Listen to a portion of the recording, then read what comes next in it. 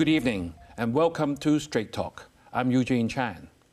Joining us this evening to discuss the topic, Can Music Education Shape Hong Kong Youth?, are two guests with incredible talent and experience in the field of music. First, we have the Music and Creative Arts Director at St. Paul's Co-Educational College and Primary School, Mr. Warren Lee. Mr. Lee is a celebrated concert pianist, composer, and educator. Warren has been a Steinway artist and made his televised debut with the Hong Kong Philharmonic Orchestra at the age of 6, and has since performed on 5 continents, earning accolades such as the first prize at the Stravinsky Awards International Piano Competition. Our second guest is conductor of the SPCC Senior Mixed Voice Choir, Mr. Apollo Wong. Mr. Wong himself is an opera singer and is currently the chorus master of the Hong Kong Philharmonic Chorus, as well as the music director of the Learners' Chorus.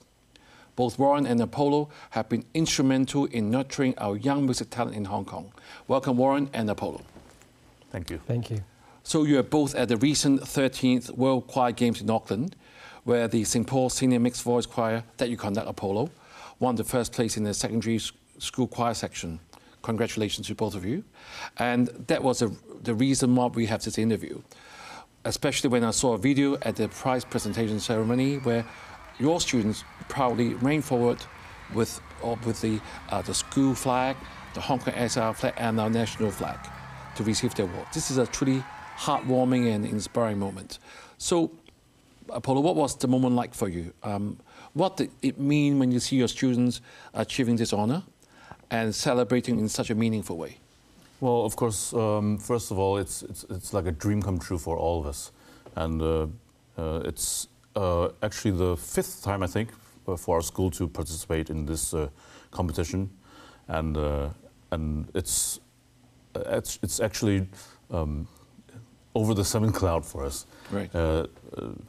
Because we all knew how hard the students have worked for the whole year, and we've seen their progress from almost some of them not knowing how to read music to be able to sing on an international stage, and have been recognized as one of the best groups in the category. Right. So Warren, can you tell us a bit more about this competition? Why is it called the Choir Games? Well, it was, we started entering these choir games since 2008, and back then it was called the Choir Olympics. So it has got this Olympic spirit where the choir would represent the countries, and we would have a parade of the nations in the beginning, and at the award ceremony, choirs, the winning choirs, would go onto the stage and they would play the national anthem, and everyone would rise and sing. So that's what everyone saw on social media. Right. So did many choirs from Hong Kong compete in this event? I think in the past there have been schools, secondary schools, and also community choirs who participated. And in this year's games, there are at least, I think, 4 or 5 schools in the same competition, but different categories. Right. So Apollo, I mean, you have been teaching and in the music scene for quite some time. Honestly, what was the standard of the Hong Kong choirs when it's sort of presented at the international level? Well, for some of my friends who come from abroad, who are conductors and composers, they're actually very surprised about how vibrant the choral scene is in Hong Kong. Right. And it actually got a lot more diverse in the past decade, I'd say. Mm-hmm. Yeah, it got a lot more active, and a lot more people are singing. Mm. And this is a very encouraging decade for us. Right, so standard in Hong Kong is extremely high, in other words. I think so, yes. Right. So Warren, I mean, since you are in the sort of music director planning for the students, are there many other international competitions that our Hong Kong choirs can participate at? There are many, and there's an increasing number of international competitions in Singapore, Japan, where else? In Europe, our other choir, our treble choir, just recently participated in a competition festival in Italy at the end of August. So we had a very busy summer. So there are no shortage of international competitions, and I think different schools are going to different destinations, but the World Choir Games is still one of the biggest in terms of numbers. But I would say most of the Hong Kong choirs perform very well and then getting a lot of worldwide acclaims. Am I correct to say that? Yes, definitely. When we go out, we are proud of Hong Kong. It's not just confined to our own school and our choirs. Every time we see a Hong Kong choir, we're proud of them. Sure. So Apollo, I mean, you just mentioned that it has been quite a journey from rehearsing until winning the competition. What would you say will be one of the common challenges the students face during this preparation for this international event? Well, international event or not, for example, for concerts or even local competitions in Hong Kong, the main challenge would be their time management for schoolwork and their extracurricular activities and demanding music from the choir. And it's actually quite difficult to learn, especially the music for international competition. Right. How to sing well, and they have to understand what's behind the piece, and they have to understand the text or even the subtext. So there are lots of work behind it. So Paul, we all have been students before, we all sang in choirs before, and you know, very often, if for children or younger age students, sometimes their parents really have to push them. Do you find that at the current day students, do they have their own initiative to, do you have to force them to practice, in other words? Well, I don't take it as forcing them, but we really have to make an effort to encourage them very, very hard sometimes, especially during exam periods or right before exam periods. We have to really have them work very hard in school or encourage them to work outside school and to balance their academics as well. Right. Yeah. Right. Warren, just now you mentioned that there are no shortage of international competition for the choirs in Hong Kong to participate and to learn. I'm sure you need a lot of resources. I can just imagine when you have a choir traveling like 30, 40, even 60, 70 people, there's a lot of cost involved in logistics sort of have to be going through. Will this be exclusively mainly for the more privileged schools? Unfortunately, I think the reality is that, yes, it does cost money to go on these tours. But luckily, in Hong Kong, there are competitions and also festivals that are equally worthwhile. They bring in overseas guests and experts to work with them, and one of which, an up-and-coming, it's the Hong Kong Inter-School Choral Festivals, right, where over 250 schools and their choirs participated. And it's in their 8th year running this year, and that's almost like half of the number of schools in Hong Kong that have a choir and they're singing and they're getting feedback and opportunity to perform. Right, so definitely personally you have a strong favoritism of our choirs participating in all these international events, isn't it? Yeah. Right. I mean, the government has been trying to instill a stronger sense of belonging and what we call a national identity amongst our youth. Do you think these sort of competitions may help with it in a soft way? Or, I mean, how do you feel about that? I think any opportunity to go out and represent Hong Kong and the country, China, would serve that effect. We don't need to actually tell our choirs that you have to sing the national anthem. It just happens very naturally. That's very natural, isn't it? Yeah, it's just like we watch Olympics together in shopping malls. Exactly. And they would just cheer. It's the atmosphere, and sometimes not just going to mainland, but also just going overseas. You see that other countries also root for their own countrymen and countrywomen. So it's a very natural thing to do. Right. Apollo, you have worked with various choirs and musical ensembles. I mean, I've listened to you many times. And how do you see choral music contributing to the development of young people, not only musically, but personally? How do you feel that? Well, for me, anybody can sing.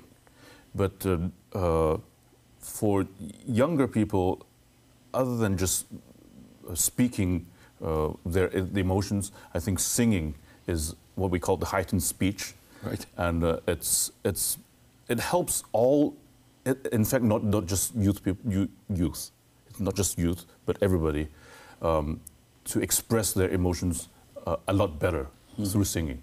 So anything that goes through singing, it's actually better. Mr. Warren Lee, the Music and Creative Arts Director, and Mr. Apollo Wong, the conductor of the Senior Mixed Voice Choir, both from SPCC, are with us this evening and has been sharing with us how music education can shape youth development in Hong Kong. So in the first half, I mean, we have heard a lot of good things about choral music and how it sort of attributes to a personal development. So Warren, as an educator and leader of a very famous high school, do you believe music education can shape our students in terms of their personal growth and development, and how, to what extent does it help?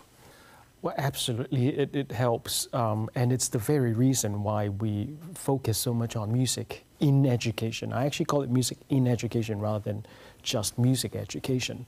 It was actually one of former principals who said that, you know, if someone is good in music or interested in music, he or she can't be that bad or, you know, behavioral and whatnot, academics. And I'm sure you're referring to our late Mrs. Bobby Cookwall, isn't it? Yes. Yes. And for sure, there are many transferable skills that actually Apollo already mentioned. Time management, discipline, perseverance, resilience, everything. It comes from being in a team, you know, working towards the same goal. And that is exactly what we like to do at St. Paul's. One of the classic examples I quote, when I first became music director years ago, and I received a call from an alumni looking for a clarinet teacher post-retirement. And that happened to be the former Chief Justice, Andrew Lee. Mm-hmm. So he was still the Chief Justice, and he called the school general line and just asked for the music director and asked for a recommendation.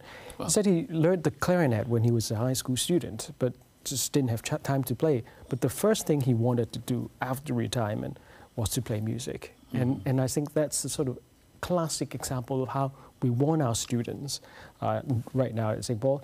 They might become doctors, lawyers, and whatnot. As long as they enjoy playing music and let music have a role to play in their lives, I think we would consider our jobs, you know, well done. Right. So, Apollo, I mean, you're also one of St. Paul's graduate, and can you share some examples to the viewers that you have personally witnessed over the years? There have been someone, I mean, they may not be the best musician, but they love music, and you see then the career or the education being, I would say, complemented by the music itself. Have you seen many examples? Yes, actually, some of my previous students who are actually in their own fields, and for example, some of them are doctors. They really have to listen to music and even sing, even when they're doing surgery. Really? Yes, mm-hmm. Inside the hospital in the theater. Yeah, and after the working hours, they can't stop singing. They just keep coming to some of my choirs, mm-hmm. and like you said, some of our old schoolmates, they will go to our alumni choir mm-hmm. in school, and they just cannot stop singing in choirs. Mm-hmm. And singing, like I said before, in the first part, that singing makes any verbal communication better, mm-hmm. and singing together as a choir, as a team, is even better. Right. Yeah. So Warren, you are now the music director for a very established school, and I'm sure your job is to put this music in education to the students. However, there are millions of subjects. They all have their own emphasis as well. How do you integrate this into the broader school curriculum? Because everyone thinks they're important to their career, to the students. How will you go about that? Well, I have the privilege of having tradition on my side. So music has been an important part since Ms. Cookwall's time, and it's always been given, I wouldn't say priority, but a lot of respect at school from management and also from the council. They're all music loving, and alumni are music loving, so it helps me dearly. But yes, we still have to compete for students' time. I think that's our biggest constraint, is their time.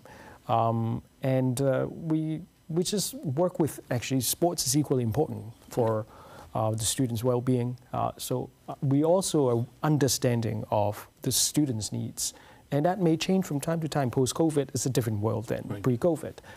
And we have to adapt, and that's part of the musician's job, I guess. Right. I think many of the viewers, including myself, have been educated for sort of many years ago. And at our times, our parents always say that, don't get distracted. I mean, it's just games, making sure you'll be able to find a job when you graduate. Are the current parents still of that attitude, or have they changed? I think our parents, well, at least the parents we deal with, they are very open-minded. They do want a diverse experience for our students. Every now and then we will have a student who would quit and withdraw from the choir because of academic reasons. And we try to talk to them that, this is a kind of experience like going to Auckland. That's the kind of experience you would never get from a tutorial center. You never get from books. Some of them understand, and some of them have their own priorities. But mostly, I would say, parents are understanding. Apollo, your different path to Warren. I mean, you're now become a sort of a course master, and also looking at the challenges you face with students. How earlier you said you have to maintain the interest, or encourage them to prepare for the international competition. Sort of, what type of challenges, and how do you actually overcome all these challenges? I mean, they're all youngsters. They want to. Dating, they may be doing the games on the phones. How do you maintain the interest and focus in preparing for music and maintain interest? Well, first of all, we always have to encourage them to stay interested in music, and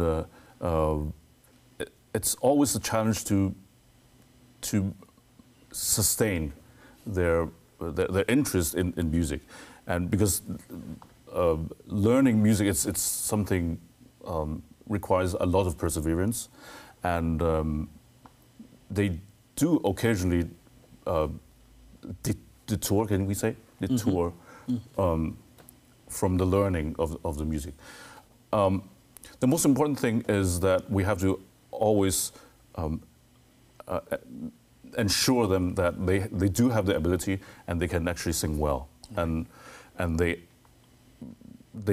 have to always recognize their own progress and improvements, and they are encouraged to continue doing this, the training and all that musical learning and language learning and the dramatic learning behind the music.